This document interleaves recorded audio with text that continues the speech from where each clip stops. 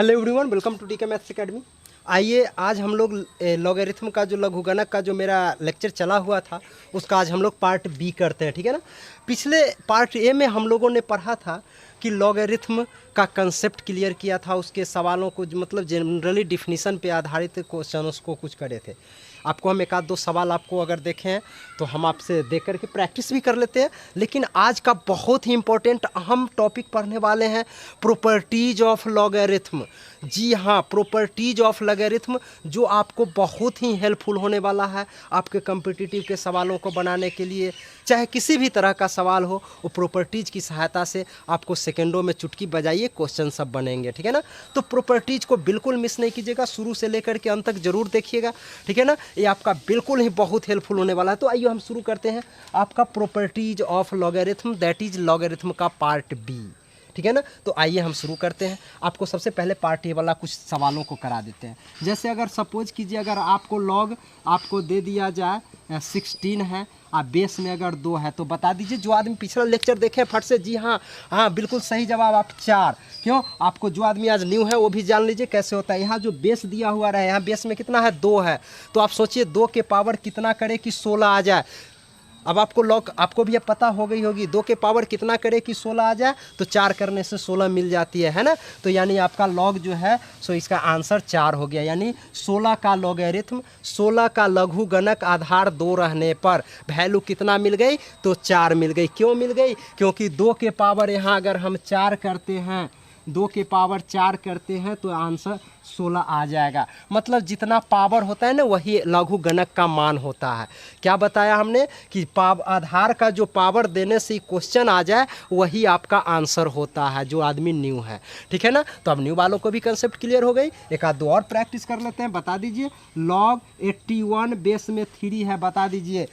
बिल्कुल सही जवाब। 3 के पावर कितना करने से 81 मिलेगा? 4। मतलब इसका आंसर 4 आ गया, ठीक है ना। तो ये रहा आपका 81 का लॉगरिथम, मतलब 81 का लघुगणक आधार 3 रहने पर वैल्यू 4 हो गई, ठीक है। तो चलिए इस तरह से अब हम प्रॉपर्टीज ऑफ लॉगरिथम शुरू करते हैं। ओके, तो आइए हम बेशक इसको पिछला लेक्चर को हमने रिवाइज कर लिया, अब हम लोग प्रॉपर्टीज को करते हैं। बिल्कुल कहीं मत जाइएगा, बिल्कुल यहाँ बने रहिए। आपका अब प्रॉपर्टीज शुरू होता है।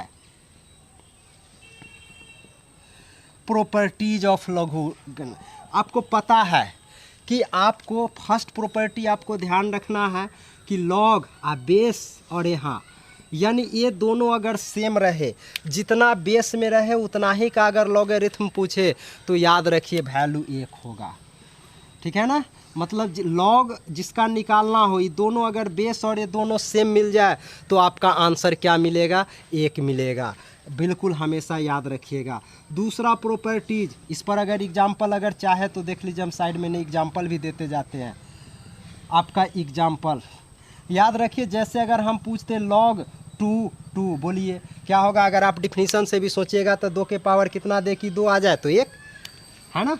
नहीं तो ऐसे भी अगर ये दोनों सेम मिल जाए तो वैल्यू आपको 1 डालने हैं। बोलिए लॉग आपको दे दिया जाए 5, यहाँ भी 5, तो वैल्यू कितना हो जाएगा? 1 हो जाएगा। बिल्कुल सही जवाब।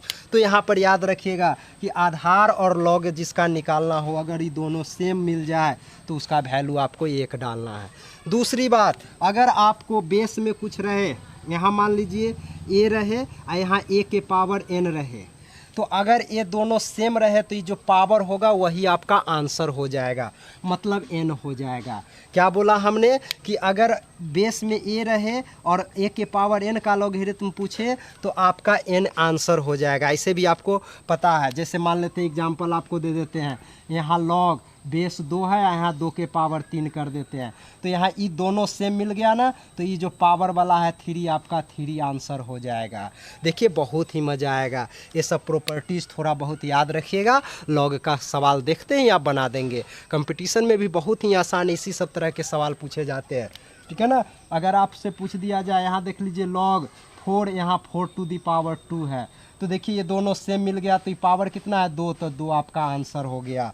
लेकिन ध्यान रहे दोनों सेम मिलना चाहिए, ए सेम है ना, तब यूज कर रहे हैं। तीसरा लॉग, यहाँ बेस में भी कुछ रहे, यहाँ कुछ दूसरा रहे, बी के पावर मान लेते हैं n रहे, तो ये पावर वाला गुना में आ जाता है n और गुना में अब बच गया आपका log a और ई वाला b बच जाएगा, ठीक है ना। मतलब अब दोनों अलग अलग रहे, बेस कुछ और रहे और लघुगणक वाला भी कुछ और रहे, दोनों का वैल्यू। तो पावर आपका गुना में आ जाता है, याद रखना है। पावर आपको कहाँ आ जाता है, गुना में आ जाता है। बिल्कुल मज़ा आ रहा होगा, देखिएगा बहुत ही इस तरह के हम लॉजिकल टिप्स बताने वाले हैं आपको, जो लघुगणक के सवाल को बिल्कुल ही आसानी से हल कर देगा, ठीक है ना। तो आपका एग्जाम्पल देख लीजिए, जैसे अगर हम दे दें log 2 और यहाँ 2 के पावर हम दे देते हैं, चलिए आपका 3 के पावर 2 दे देते हैं, तो बताएं हैं पावर कहाँ जाता है, गुना में। कर लीजिए 2 और गुने इधर बच गया आपका log आई 2 3। अब इसका वैल्यू यहाँ 2 के पावर कितना करेंगे कि 3 आएगा, नहीं संभव है, तो इसको टेबल से दशमलव में निकालना पड़ेगा, ठीक है। तो वैल्यू डाल करके गुना कर दीजिएगा, आपका आंसर हो जाएगा। मतलब संक्षेप में याद रखिए कि जो पावर रहेगा वो पावर गुना में आ जाता है, लॉग में रहेगा तो यहाँ b के पावर n पावर गुना में था, वो शुरू में आ गया, ठीक है ना। ये बहुत ही इंपॉर्टेंट प्रॉपर्टीज़ है कि कभी भी अगर पावर दिखाई दे जाए तो उसको गुना में कर लेना है। सपोज कीजिए यहाँ पर अगर दूसरा सवाल देख लीजिए, लॉग यहाँ पर बेस 2 है और यहाँ 4 के पावर 3 है, तो आपको क्या करना है, ये पावर को इधर गुना में कर लीजिए, ठीक है ना। आपको क्या करना है, पावर को गुना में कर लीजिए। हम थोड़ा नीचे देखिए, यहाँ पर क्वेश्चन दे दिया आपको, लॉग बेस में 2 है आई 4 के पावर 3 है, तो आप इस पावर को गुना कर लीजिए 3 या इंटू बच गया आपका log बेस 2 आई 4, ठीक है। अभी तो मालूम है 3 और log 2 इसका वैल्यू आप निकाल सकते हो। सोचो 2 के पावर कितना दे कि 4 आ जाए, 2 मतलब इसका वैल्यू आपका 2 आ गया, यही ना, मतलब इसका आंसर आपका 6 आ गया। मतलब वैल्यू इसका निकलता है तो मान निकाल करके रख करके गुना कर दीजिए, नहीं तो छोड़ दीजिए, ठीक है। तो यहाँ पर देखिए इसका जो वैल्यू आ गया आपका 6 आ गया। याद रहे जो पावर है उसको गुना में ले लीजिए और इसका वैल्यू निकाल लीजिए। वैल्यू निकालने का तरीका है, जो बेस रहे उसका सोचिए पावर कितना दे कि ये आ जाए 4, तो 2 और यहाँ 4 है, मतलब 2 के पावर कितना दे कि 4 आए, 2 तो 2 लिख दिया, इसका वैल्यू आपका 2 मिल गया, ये 3 पहले से है, ठीक है। तो ये आपका ये तीसरा प्रॉपर्टी बहुत ही हेल्पफुल होता है, ठीक है ना। चौथा प्रॉपर्टी हम देख लेते हैं, आपका प्रॉपर्टी नंबर 4। ये क्या कहता है, ज़रा गौर से देखेंगे, बहुत ही इंपॉर्टेंट प्रॉपर्टी है, ठीक है ना। अगर गुना के लिए है और भाग के लिए है तब क्या करेंगे। चौथा प्रॉपर्टी देखिए, अगर लॉग बेस में कुछ मान लेते हैं ए और इधर m गुने n रहे, मतलब दो संख्याओं का गुना रहे और उसका बेस रहे, तो उसका लॉग क्या करेंगे, जब अलग अलग संख्या में अगर आप लॉग लेंगे तो गुना जो है सो प्लस में बदल जाता है।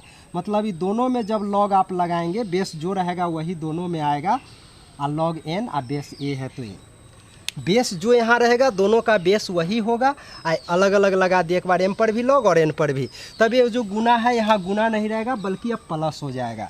याद रहे कि जो दो संख्याओं अगर गुना में रहे तो उसका लॉग निकालने वक्त उसका क्या करते हैं, प्लस हो जाता है। जैसे देखिए सपोज इस एग्जाम्पल देख लीजिए, आप क्या करेंगे, अगर आपको लॉग बेस में 2 है आई 4 इंटू 8 है सपोज कीजिए, तो आप अलग अलग भी चाहे तो 8 चौक 32 करके भी काम चला सकते हैं। अगर दिक्कत है तो अलग अलग कर लीजिए। क्या हो जाएगा, log 4 और बेस में 2 है तो 2 प्लस गुना किस में हो जाता है, प्लस में, और फिर log 8, मतलब 4 में भी log लगा लीजिए, 8 में भी, या गुना की जगह पर अब प्लस हो जाएगा, बेस जो रहेगा वही। अब इसका वैल्यू निकाल के डाल दीजिए। 2 के पावर कितना करेंगे कि 4 तो 2, 2 के पावर कितना करें कि 8 तो 3, मतलब इसका आंसर आपका 5 आ गया। ऐसे भी अगर आप सोचते डायरेक्ट, ये तो प्रॉपर्टीज़ की सहायता से हमने बनाया। अगर आप डायरेक्ट सोचते तो सोचिए log 2 8 चौक कितना हो गया 32, बोलिए 2 के पावर कितना करे कि 32 आ जाए, 5 हो गया ना। तो देखिए प्रॉपर्टीज़ की सहायता से भी और ये भी, तो ये तो खैर डायरेक्ट था तो इसीलिए हमको सुविधाजनक ये पड़ा, लेकिन बहुत सारे सवालों में इस प्रॉपर्टीज़ की सहायता से अलग अलग कर लेने पर आपको बहुत सारे सहूलियत मिल जाती है, ठीक है ना। तो प्रॉपर्टीज़ नंबर 4 जो है सो बहुत ही इंपॉर्टेंट है। गुना के लिए रहेगा तो प्लस हो जाएगा, और इस जगह भाग में रहेगा तो यहाँ माइनस हो जाता है। जो प्रॉपर्टीज़ नंबर हम 5 देख लेते हैं, ठीक है। अब अगला प्रॉपर्टीज़ 5 का यूज कैसे करेंगे वो देखिए। प्रॉपर्टीज़ नंबर 5 हमें क्या कहता है कि अगर log m भागा n, यानी m बटा n कर लीजिए, बेस में a है, तो अगर अलग अलग log लीजिएगा log m और नीचे भी लगा लीजिए log n, अब बेस a है तो ये दोनों का सेम, तो ये बटा जो है सो यहाँ माइनस में बदल जाता है। याद रखिएगा, अगर भाग रहे गुना रहे तो अलग अलग लॉग लेने पर प्लस हो जाता है, और बटा रहे यानी भाग रहे तो अलग अलग लॉग लेने पर आपको माइनस हो जाता है। ठीक है, देखिए जैसे एग्जांपल आप देख लीजिए, बहुत ही इंपॉर्टेंट है। आपका क्या हो गया, लॉग आपका, चलिए बेस 2 दे देते हैं, आई 3/5 है। ठीक है, इसका निकालना है वैल्यू, तो आप कुछ नहीं कीजिए, log 3 आई बेस 2 है तो 2 आई भागा जो है सो माइनस में, और log 5 और बेस में जो है सो, अभी दोनों का वैल्यू निकाल के डाल दीजिए। यहाँ दशमलव से निकलेगा, टेबल से निकालना पड़ेगा, क्योंकि आपको ये पता नहीं है 2 के पावर कितना दे कि 3 आएगा, नहीं ना पूरेगा, आपको पॉइंट में देना पड़ेगा, तो टेबल की सहायता से निकलेगी। ठीक है, तो इस तरह से हम इसको कर सकते हैं। प्रॉपर्टीज नंबर 6 देखिए, अगर आपको लॉग, ठीक है, आपको लॉग बताइए दे दिया जाए m और बेस में यहाँ e रहे, ठीक है, बेस में e रहे और e के पावर यहाँ m रहे, तो हालांकि प्रॉपर्टीज नंबर 2 में ही आपको बता दिया है कि अगर ये दोनों सेम रहे तो जो पावर है वही आपका आंसर हो जाता है। या यहाँ पर हम 6 को ऐसे भी लिख दे सकते हैं कि e के पावर लॉग, इस जगह भी e रहे, जनरल ले लीजिए, ई क्या है, अगर a के पावर लॉग और बेस में a रहे और यहाँ m रहे, तो याद रखिएगा कि अगर a और log का भी आधार a ही हो, दोनों अगर ये दोनों सेम हो तो यहाँ जो m है वही आपका m आंसर आ जाएगा। ठीक है ना, चाहे जगह ये दोनों सेम होना चाहिए, कुछ भी हो, चाहे a हो चाहे कोई नंबर हो, ठीक है, चाहे e हो, ये दोनों अगर सेम है तो आपका आंसर हो जाएगा। ठीक है, जैसे आप मान लेते हैं, इस पर एग्जांपल देख लीजिए, अगर 2 के पावर log 2 आ यहाँ 4 दे दिया जाए तो आपका आंसर क्या आ जाएगा, ये दोनों सेम है ना, तो आपका आंसर 4 आ गया। अगर आप चेक करना चाहते हैं तो आप कर सकते हैं। देखो क्या 2 के पावर ही रहने दो, इधर इसको सरल करो, देखो यहाँ प्रॉपर्टीज की सहायता से भी दोनों सेम रहती है, जो रहे वही आंसर, मतलब यहाँ 2 सेम है तो ये 4 है, तो 4 आपका आंसर हो गया। अब हम आपको इसको वेरीफाई भी करके बता देते हैं। देखिए 2 के पावर, आई सोचिए इसका वैल्यू निकालिए पूरा का लॉग का, तो ये बताइए बेस के पावर कितना दे कि 4 हो जाता है, 2 के पावर कितना देंगे 2, तो 2 देने से 4 यानी पूरा का आंसर 2 आ गया। 2 के पावर 2 कितना 4, देखिए दोनों ही तरीक़ा से आपको 4 ही आया। तो ये प्रॉपर्टीज़ बहुत ही हेल्पफुल होता है, डायरेक्ट आपको करने की ज़रूरत नहीं पड़ेगी, डायरेक्ट सरल हो जाएगी। ठीक है, तो ये सब लॉग के कुछ प्रॉपर्टीज़ होते हैं। और एक बहुत ही इंपॉर्टेंट प्रॉपर्टीज़ 7 देख लीजिए, जो बेस चेंज फार्मूला है। ये क्या है, बेस चेंज फार्मूला है। ठीक है, सपोज कीजिए आपको हम दे दिए लॉग a आई b है, किसी कारण बस हमको a पर सेट नहीं हो रहा है, जी a के पावर कितना करे कि b मिल जाए, ऐसा कोई नहीं मिल रहा, तो हम क्या करते हैं उस समय में बेस चेंज फार्मूला यूज करते हैं। मतलब बेस को हमें सपोज कीजिए कि a के जगह पर कुछ दूसरा करना चाहते हैं, सपोज कीजिए हम c करना चाहते हैं, तो बेस चेंज करने का तरीका है कि आप बटा खींच लीजिए, ऊपर भी लॉग लिखिए, नीचे भी लॉग लिखिएगा, ज़रा गौर से देखिएगा, बहुत ही आसानी तरीक़ा से याद भी हो जाएगा। आपको क्या करना है, बेस चेंज करने का बटा करके ऊपर नीचे लॉग लिख लीजिए, जो बेस आप देना चाहते हो दे लो। अगर आप, इससे मतलब नहीं है मेरा, अब आप जो बेस देना चाहते हो वो कर लो। जैसे सी देना चाहते हो तो यहाँ भी सी कर दो, यहाँ भी सी कर दो। ठीक है, दोनों का बेस सेम जो हम रखना चाहे अपनी तरफ से वो रख सकते हैं। और ये जो बी ऊपर वाला है उसको ऊपर का में, नीचे वाला जो बेस है वो नीचे के साथ आ जाएगा। ठीक है, ये आपका बेस चेंज फार्मूला हो गया। एग्जाम्पल के साथ समझिए, नहीं समझ में आया तो देखिए एग्जाम्पल से क्लियर हो जाएगी। सपोज कीजिए लॉग x² है, बेस में आपका 10 है, और हम चाहते हैं कि बेस में ई करना, क्योंकि थोड़ी देर पहले बताया कि अगर वेरिएबल रहे तो बेस में ई समझना चाहिए, लेकिन ई के अलावा अगर दूसरा रहेगा तो दिया हुआ रहेगा, जैसे यहाँ 10 है तो दे दिया है। तो यहाँ पर हम ई करना चाहते हैं, बेस में क्या करना चाहते हैं, ई। तो आपको बेस चेंज करने का क्या तरीका बताए हैं, बटा खींच लीजिए, ऊपर भी लॉग लिख लीजिए, नीचे भी लॉग लिख लीजिए, और जो बेस करना चाहते हैं आप, बेस क्या करना चाहते हैं, ई, तो यहाँ पर दोनों में ई लगा दीजिए बेस में। आई एक्स स्क्वायर को ऊपर डाल दीजिए, आई 10 को नीचे डाल दीजिए, आपका आंसर हो गया, मतलब बेस चेंज हो गया, ठीक है ना। तो ये सब डिफ्रेंशिएशन के क्वेश्चन बनाने वक्त आपको 12वीं कक्षा वालों के लिए ज़रूरत पड़ेगी और कंपटीशन में भी ये सब ज़रूरत पड़ेगी कभी कभी, ठीक है ना। इस सब की सहायता से आप आसानी से क्वेश्चनों को सरल कर पाएंगे। तो ये सब आपको बहुत ही इंपॉर्टेंट 7 नंबर जो है सो बेस चेंज फार्मूला, और शुरू के जो अभी 5, 6, 7 मतलब यही 7-8 तो प्रॉपर्टी है टोटल। ऐसे बनाने से तो बहुत सारे प्रॉपर्टी बन जाएगी, लेकिन आपका इंपॉर्टेंट 7 प्रॉपर्टीज़ हुए। इस 7 प्रॉपर्टीज़ को आप बढ़िया से कर लीजिए, ठीक है ना। इतना अब उम्मीद है कि ये आपको वीडियो बहुत ही अच्छा भी लगा होगा, कि कंसेप्ट भी क्लियर हुई होगी, क्योंकि एग्जाम्पल के साथ हमने सबों का किया है, जो उसका प्रयोग कैसे करते हैं, हर प्रॉपर्टीज़ को प्रयोग के साथ हमने बता दिया। अब इसका क्वेश्चन बनाने में कैसे प्रयोग करेंगे वो नेक्स्ट लेक्चर में हम लोग देखेंगे।